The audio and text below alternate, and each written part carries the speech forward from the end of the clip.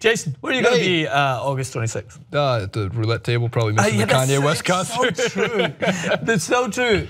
To put that in perspective, before we get to Mayweather McGregor, which we're talking about. For the next 6 weeks. We went to Vegas not long ago. We were working. We had clear access to the front of the stage for Kanye West at the iHeartRadio Festival a couple years ago. Text Jason, Kanye's unbelievable. Where are you at? At the roulette table. I've seen Kanye. I saw him.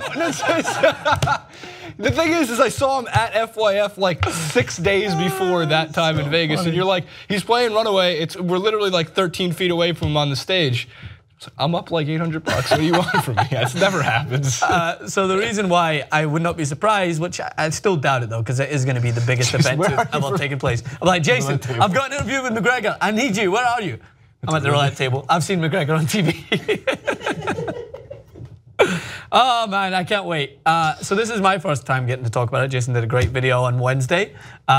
Or Thursday, was it Wednesday or Thursday? A great video? Yeah, just watched that. Me sitting in a chair going, hey, it's great. It's happening. No shot. Well, it's rare that we actually get in this short I know it seemed to be long, but let's think about how long it took for Mayweather and Pacquiao to actually happen. This is a relatively short space of time. My whole life. That we've got this. Yeah, the whole time in 10 years or whatever it was, it's going to happen, it's not. So I'm actually on board with the fight. I know people out there, all your boxing niche audience are like, it's not gonna work, and then all the MMA, it's not, he's got a lawsuit in case he kicks some. Just enjoy that we're gonna see this.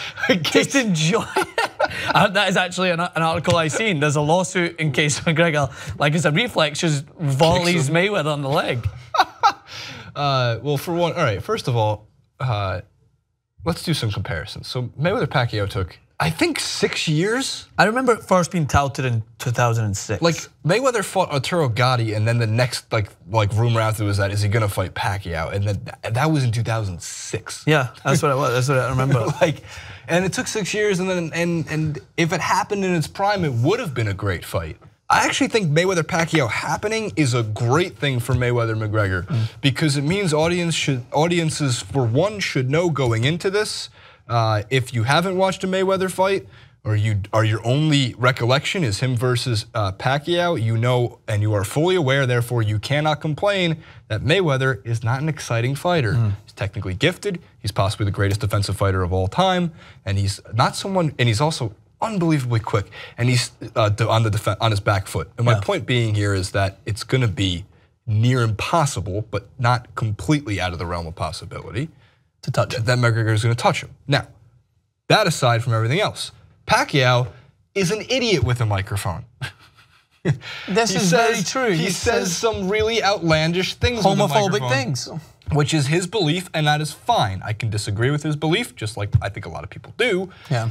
But McGregor is hands down one of the greatest to ever pick up a microphone. That has, especially in combat sports. Yes, absolutely. Muhammad Ali was hilarious with a microphone, was hilarious in interviews, and was hilarious when it came to press conferences. McGregor is similar in that vein. No, I'm not saying McGregor is Muhammad Ali. Calm down, people. People have already just held that and taken that one piece, but I'm right there with you. They can take it out of context all they want. I was an idiot when I used to say I was really pissed off with Conor McGregor because I thought he was annoying that he manipulated the media. I didn't realize that Conor McGregor was going to actually prove his worth to be the single greatest UFC fighter possibly of all time, and also the most influential in MMA ever. It's not a question, it's a statement. This guy just got to fight a $100 million payday with Floyd Mayweather. Understand this, fight happens, McGregor, let's say, gets his ass beat worse than he's ever been in his entire life. Remember, one, he got choked out by Nate Diaz and still came back to beat him and then win another belt. And two, I don't know if the UFC could ever give him enough money to fight in the UFC again. The most they can probably pay McGregor is $20 million. He's gonna walk away with $100 million. This guy has transcended the sport completely, and I will give him a 0.05% chance.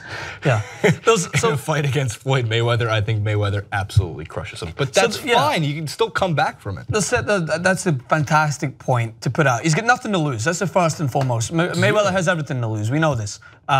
He's got a perfect record. He is, in my opinion, the best defensive fighter of all time. That's why Jason and I, if you go back at the clips before, Mayweather-Pacquiao, when everyone was getting so hyped, we kept our feet firmly on the ground when we said, it's not going to be that exciting a fight. Back in 2006, it might have been because Mayweather hadn't he was still fantastic in the way that he demonstrated those defensive capabilities. But as he got older and more mature, if you watch the fight with him against Canelo Alvarez, I loved it because he was just evading punches in the tightest of situations, just completely maneuvering his body, rolling the shoulder, keeping away.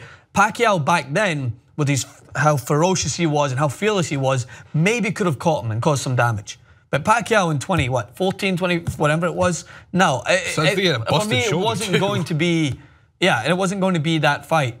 In this situation, that's why you have two sets of fans now where people are out there sharing like Homer Simpson tweets of him getting punched by Mike Tyson and then he falls on him and wins, and thinking that's going to be the fight. And then you get people who actually understand and they're sharing the images of Canelo versus Mayweather and saying, not that Conor McGregor is going to get his ass whooped, because I don't know what's going to happen with this. Like Mayweather, I don't think is going to risk extending himself because he's fighting not a professional boxer. I think he's still going to just treat it as business as usual. He's not going to be touched.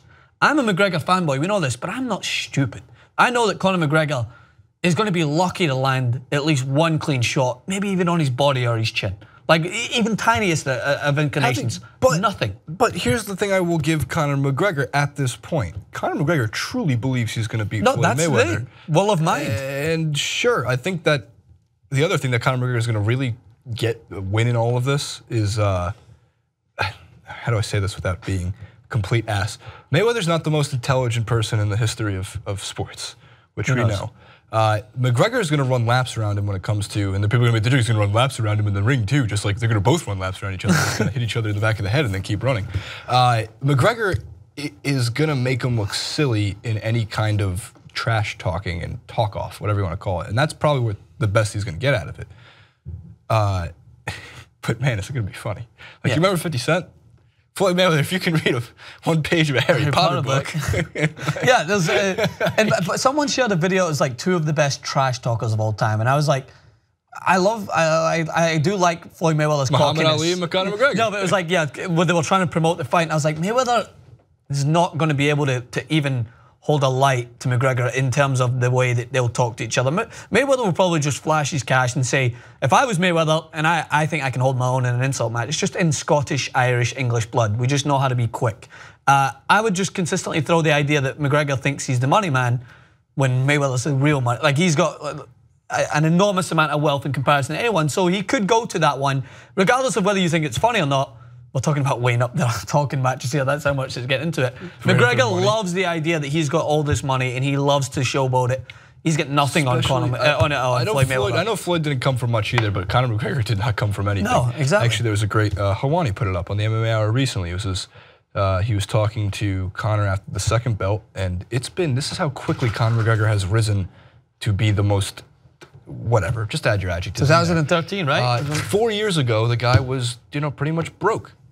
Look at him now. He is. I mean, Mayweather built, and that's a lot of the reason I think McGregor gets a lot of hate. And it used to be part of the reason that I used to hate him a ton, was just like, this guy's getting too much attention too quickly. I don't like it for no apparent reason, because us in the media are bitter, angry keyboard warriors who throw stones from our basements.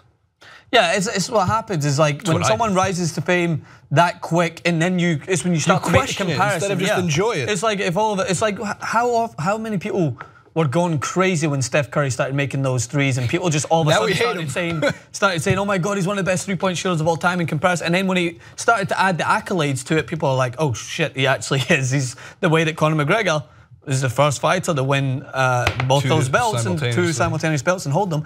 The one thing that I will stress on this is it's going to be one of the most memorable events that everyone will be talking about for years, regardless of the final outcome. And I'm going to enjoy every single minute of it. I'm not going to go into the full depth analysis that people might want, and who's going to strategically come up against each other, because it's just pointless. Like, it's never happened. So what are you going to compare it to? His sparring partner that they just released a video of? Like, it's nothing. His sparring partner said he's going to get his ass. Yeah, exactly. And that's what I love all these big name boxers, right? Like there's one guy that I've talked about before, and I'm going to clarify his name. Joshua? Hold on, no, he's a promoter. Here's McGregor's reach across the boxing world. Stipe Miocic said, hey, Anthony Joshua, let's fight on the undercard.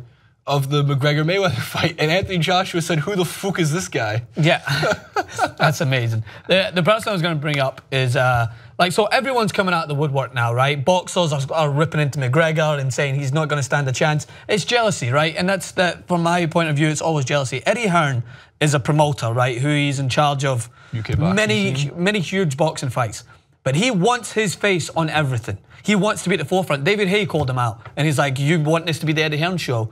He's constantly in the limelight, pushing himself in there. One of those like Cockney wide boys who just wants to always be in the forefront. And of course, he's the first one out. Oh, Conor McGregor's going to get knocked out. He's not even going to have any chance. Fuck off, mate. No one even wants to. Of course, there's nothing to compare it to. It's like you're saying something that we already know, and you're just trying to get your bit in, and as if people are going to start to take it as valid information. It doesn't. You don't need to be a boxing expert to know that one of the best defensive fighters of all time is the undoubted favorite against someone who's never been in a professional boxing match. So let's just see what happens, rather than constantly coming forth to try and just diminish the situation. The best one is, it's insulting to both arts. You know what's insulting to the art of boxing? The fact that no one will put on a fight that we want to see until recent days. When it takes you years to try and get two of the best fighters to face each other. The UFC doesn't do that. They don't mess around. Do you want to see a fight? More than likely you'll see it. I do understand why it's the insulting part, though. I do. I understand that because I think that it opens a door that maybe it opens a door for these two fighters, but I don't want to see this regularly. I don't want to see I don't want to see Ward fight friggin' Max Holloway. Like I have no interest. Like that to me isn't as interesting. I don't want to see Stipe Miocic fight Anthony Joshua. Like guys, you can stick to your actual sports. That's fine. But so I understand why like the people of the world keep coming out and saying, or some of them, the boxing diehards and the UFC diehards. Here's what I can tell you. This is a boxing fight. And one of the things that I thought going into 2017 was boxing's gonna have a tough time. You always have the fans like ourselves who still watch boxing fights on a regular basis. I still order boxing fights on a regular basis. I pay for boxing fights on a regular basis. Boxing won 2017 by a ridiculously wide margin, and we're not even halfway through. With Golovkin and Canelo fighting, which is surefire to be a great fight. And McGregor fighting Mayweather inside of a boxing ring, boxing is going to reap the rewards and end 2017 as the combat sport again. And I think there's going to be a little tug of war for the next year or two, especially with guys like Joshua. And we're pretty quick. We make these quick takes sometimes about where the UFC is and where boxing is, and you just realize that the entirety of both sports relies on their stars. You will always have the audiences like myself and you who will watch UK boxing scene, US boxing scene, will watch the premier boxing champions, will watch all that stuff. But if you want to actually have a reach, a wide reach, like that UFC had in 2016 when McGregor fought at the Garden, and like in 2017 when Golovkin fights Canelo Alvarez and McGregor fights Mayweather, and Anthony Joshua probably steps back into the ring once more, I think, before the new year, well then they have to rethink the boxing is dead analogy, because obviously it isn't. Tell you what, man. Oh, and then there's the worst take of the year, Jason Whitlock, who said, "I give round 1 to Mayweather, and then the second fight will happen in the octagon." Jason Whitlock, quit your job. Oh my God! Floyd Mayweather's got a lawsuit to protect him from being kicked. Do you think he's going to step in the octagon? How could that be an actual take?